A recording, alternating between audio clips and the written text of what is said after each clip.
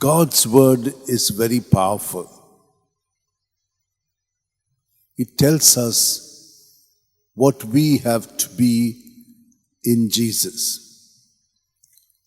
Jesus has shown us what it is to be in himself, in his relationship with his Father.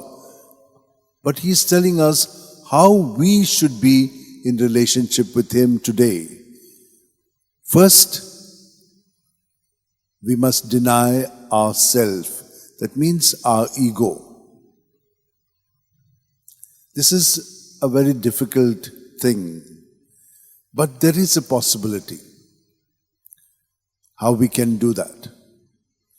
Now, once we deny ourselves, then we become more like Jesus, who also had to suffer a lot because he was good, because he was loving like his Father.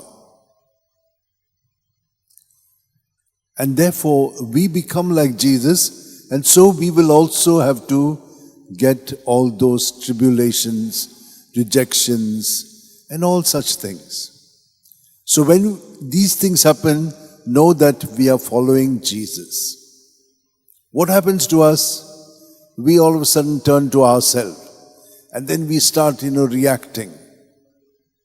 We have to take all that, give it to him, and so that we can make advance in our ways. First thing, to become more like him, and secondly, to offer it in union with him for the salvation of souls.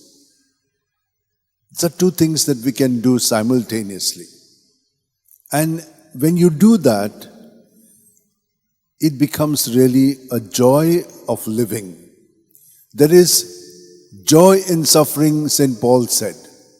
He had not understood this before, but afterwards, when he became one with Jesus and was guided by his Spirit, he saw, as Jesus was showing him, how Jesus would look at things in this world through his eyes.